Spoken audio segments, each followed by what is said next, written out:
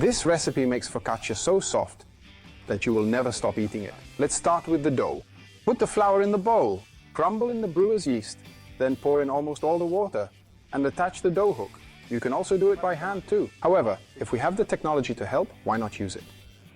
Continue to very slowly pour in the water. Add the salt in too, and I can steadily pour in the oil. That's enough. The dough has become elastic. Let's give our dough a nice spherical shape, and then put it in a lovely bowl and cover it with plastic wrap. Allow the dough to rise for 2 hours at room temperature.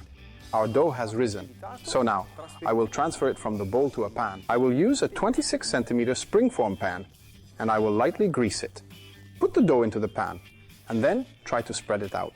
Being careful not to apply too much pressure, cover it with plastic wrap, or even a plate, and let it rise for another hour in the oven with only the oven light on.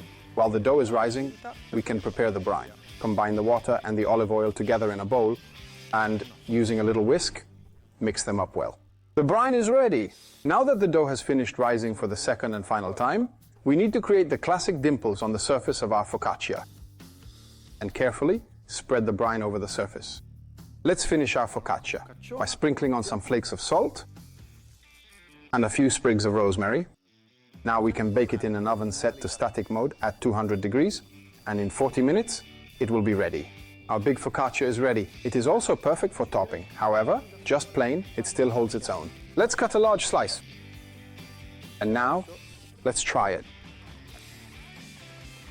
It's really good. It came out so super soft. Try making it, okay? Ciao!